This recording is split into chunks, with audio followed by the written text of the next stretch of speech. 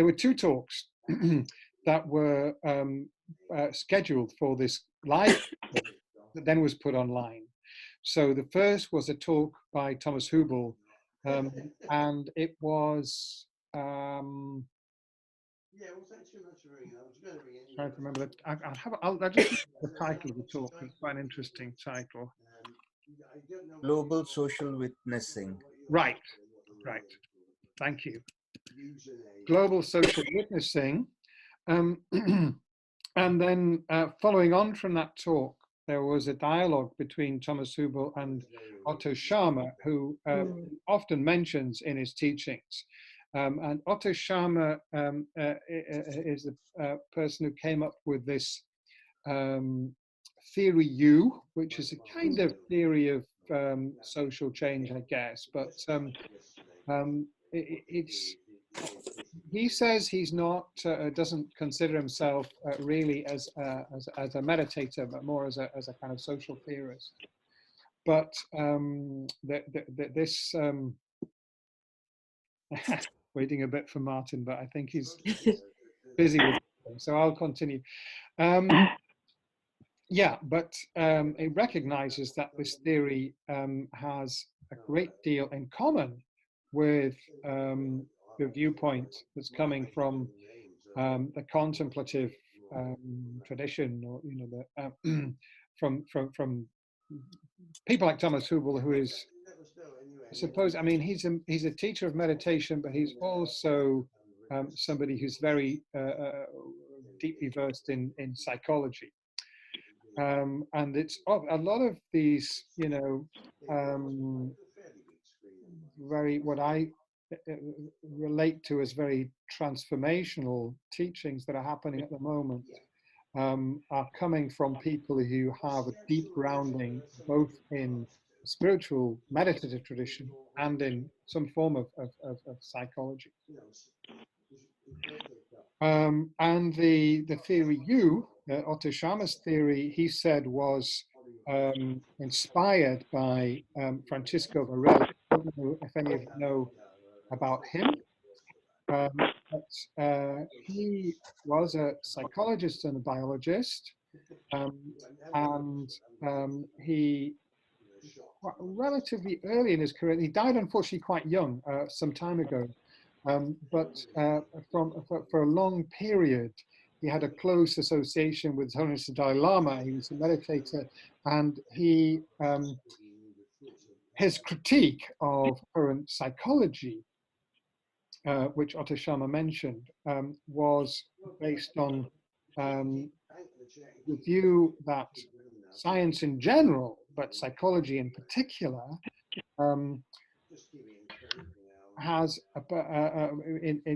in contemporary Western science has the problem that it's totally grounded in this objective mode of consciousness that I spoke about earlier. It looks at the external as something separate from the person looking at it, and it has no ability to look at looking, right? If our awareness is totally focused on what's going on outside, then we don't have the ability to be aware of and to. Sorry about that. Okay. So Martin, I'm sorry that you missed that last bit, because I was just beginning. I was just beginning to. Dee asked me to talk a little bit about the content of the talks, and I was explaining a bit about that. I mean, I'll just pick up from that point, because I actually was talking a little bit about the background of the talks. Right. And I was talking about, I'll just finish this and I'll wind back to where the talk itself was coming from. But this is part of the background. So the dialogue was between Thomas Hubel, who's mainly a teacher of meditation, but also somebody who's very knowledgeable in psychology, and Otto Scharmer, who's more of a social theorist and a social psychologist. And Otto Scharmer said that his work was was inspired originally by the work of Francisco Varela, who worked very closely with the Dalai Lama, and he was the main person really who was responsible for setting up the Mind and Life conferences, where the Dalai Lama has, over the past many years, I think 30 years or more, met every 2 years with Western scientists and psychologists, a dialogue between, the Buddhist worldview and the worldview of modern science. And Well, there's not Francisco's one down in California where Alan Wallace is involved in, is it? Alan Wallace has been involved in every single one because he is one of the main translators, but also a contributor. Yes, that's right. So it was set up by Francisco Varela in about, I think, the early 1980s. And well, maybe 1990, thereabouts. Anyway, Francisco de Varela's critique of modern Western science and psychology was that it does not have a way of investigating systematically the experience of the person. So it looks at people from a third person point of view, from the outside. It doesn't have a way of talking about our first person experience, our own subjective experience of the world. And that's what he brought in to his own scientific work in psychology. It's been very influential. And psychology has changed profoundly since then, partly as a result of him and other teachers like Daniel Goleman, who also, was a Harvard psychologist who studied with many Tibetan lamas and so on. So this theory that of Otto Scharmer's is a theory of social change that is based on two different paths of response to the situations, and particularly where there is a situation that is very challenging, like the present situation, that we can go in two directions. We can go in the direction of moving towards this reality that is confronting us and keeping our mind open to register what is actually going on, and keeping our heart open to empathize and relate with how it is affecting other people. And keeping also, he talks about an open mind, open heart, open will, curiosity, compassion, and courage. So, we can respond in this positive way, which is the downward view. In his diagram, I mean, it's upward really, but he's put it in the bottom half of the diagram. So we first of all, we see, we recognize what is going on, and the opposite response would be to be blind to it, to be in denial. So we've seen, as was to be expected, President Trump saying, "It's okay, there's no problem, everything's under control," denial, isn't it? And we see this all the time, and that, of course, is a response based on fear, isn't it? So if we have courage, if we have the courage to confront the situation, and the courage to keep our heart open and respond with compassion, and the courage to participate, to get involved, to be active in the situation, rather than just sitting back in our armchair and looking at it, then we can do something constructive. Otherwise, we go down sort of seeing, sensing, right? Listening not just with our intellect, but with our body and our emotions to what's going on. And then I forget what the third one was. Anyway, responding. So we can go in either of these two, on a downward spiral or an upward spiral. And then, this eventually feeds back into the situation itself. So it's, a feedback loop. So that's a little bit of what Otto Scharmer was talking about. And Thomas Hübl, his perspective, as I say, is more from meditation, psychology. He talks a lot about neuroscience, but in a different way to what it's often talked about. It's often talked about in a very reductionist way, that, we can understand the mind through understanding the brain. Yeah. He's not saying that, but he's saying that,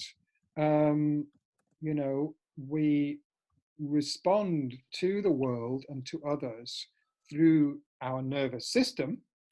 And our nervous system, one of the main ways in which it functions is as a resonator. So the energy and the vibrations that are going on, if you like, in our nervous system respond to and resonate with what's going on outside in the other person. So in the previous talk that we looked at last week, he talked about this, how we can, first of all, when our nervous system is thrown into a very sort of fragmented, chaotic response because of distressing, difficult situations, we can come back to awareness and being in the present moment, and being aware of what's going on in our body, in our nervous system, the energy that is swirling around within us.